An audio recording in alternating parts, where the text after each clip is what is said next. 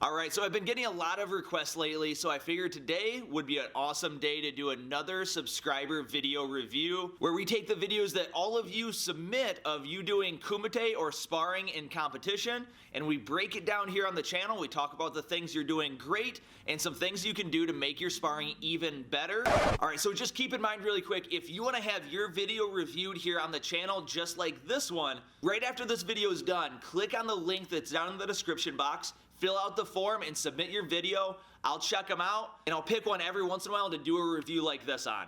So today we're breaking down a video from Madhav Tripathi. I'm pretty sure I messed up that name terribly, so I apologize. So in just a second, we're gonna let the entire fight play through, and then right afterwards, we're gonna break it down and talk about the things that we're doing great and some things we can make even better. But before we do that, I wanna send out a special thank you to the Indian KarateKas YouTube channel and also the international competitor and coach Aniket Gupta for giving me the okay to use these videos and break them down on the channel. Alright, so with that, let's go ahead and jump into the breakdown.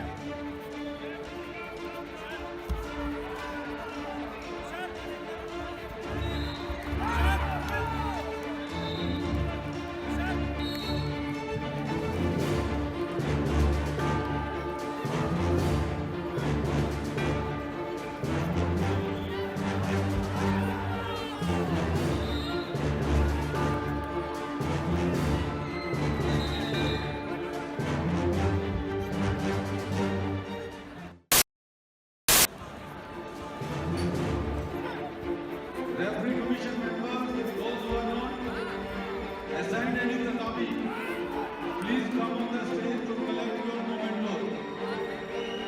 First, we will start with the referee commission members. Those who are not assigned to any tatami, and please.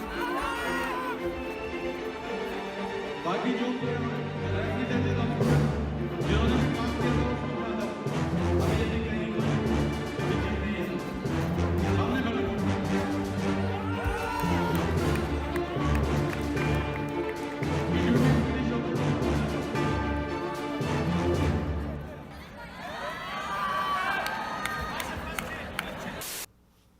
Madhav, that was way too close. You're stressing me out. Anyway, great job. Congrats on the win. And thank you so much for submitting it. Now, let's jump into a couple of things. It's really easy. Right off the bat, we can see what your favorite technique is. You have a nice, long, fast jab, or Kazamizuki. I'm really liking how long you can make it and how you're able to shift through at different angles. So let's take a couple looks at some of these jabs.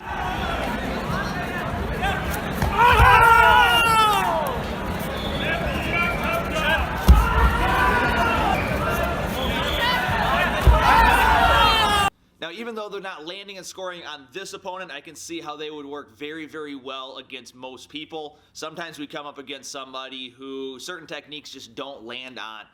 They have a different fighting style and it just doesn't work out the way we normally plan on it. But of course that won't stop us from trying and throwing it. Now what we want to be able to do is adapt. If we see that they're able to get out of the way of that jab, we want to be able to follow up with something, which I'm going to show you a cool technique here in a second that's a variation on the normal reverse punch or Gyakuzuki. And of course that spinning hook kick right at the end, it was awesome. That was really sweet to see.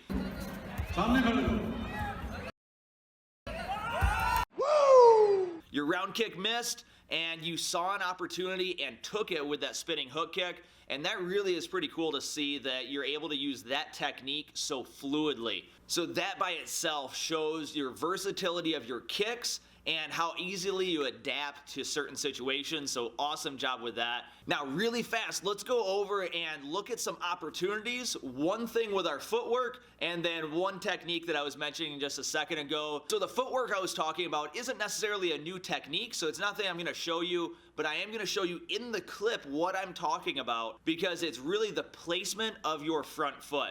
So the times when we're getting into the most trouble is when your front foot is inside of his front foot. So if you're in your stance and you're toe-to-toe, meaning that you're right side forward and they're left side forward, putting your front feet right next to each other, your main objective right off the bat should be to get to his outside of his front foot. So this will do a couple of things for you. One is that it opens up for your reverse punch. It makes it really nice. You won't have to go across your body to land it, but also it leaves a lot of opportunity for jamming them up without being completely smothered, and you can also take his front legs.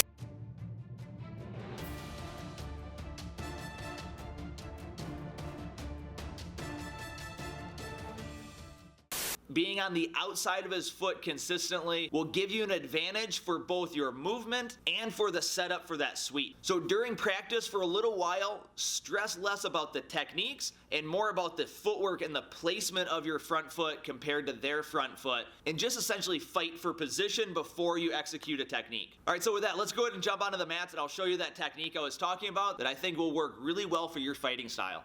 All right, so like I said, we can definitely see that your Kazamizuki, or your long-range jab, is by far your favorite technique to throw, and you get a lot of distance coverage with it, which is awesome. The problem with a long-range jab like that is that it's really hard to follow up with really much of anything right after you throw it, because you're fully committed and on this front leg when you're going, so your back leg isn't even touching, and it's really hard to throw another technique. So I'm going to show you a really quick tip on how to throw a good long-range reverse punch right after this if you need to. Now, a normal jab reverse punch, we're going to throw one right after the other, and I need to have good balance on my jab in order to throw my reverse punch to the body. Now, you can do this jab where your foot is off the ground and then punch over the top without much of an issue, but you're going to have a really hard time doing it to the body without getting knocked over.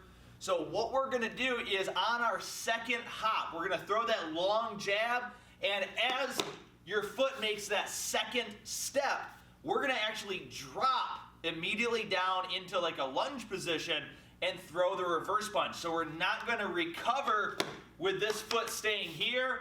On this hop right here, I'm going to drop and throw my reverse punch. So again, this is a long range, full commitment technique, but again, from here, I'm going to throw this, and on that second step, all I'm going to do essentially is just pick up my legs, drop into that lunge, and throw that long reverse punch. Now, of course, like any full commitment technique, or really any technique, there's dangers involved with this, the danger of rolling an ankle, hurting our leg, or just getting countered and hit right afterwards. So keep those in mind, but that's with any technique. You can come up with a downside for any technique you ever do, but that's not a reason not to throw it. So I would say to try this out a little bit, and right on this step right here, all we're going to do is essentially just drop down into this position and throw that reverse punch.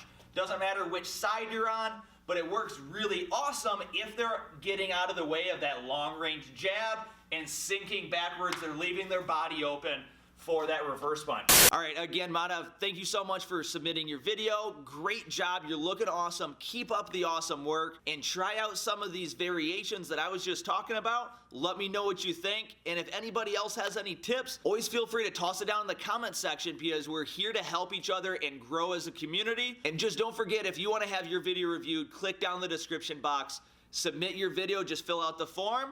But until then, have an awesome day. Have a great time training. See you in the next video. All right, peace.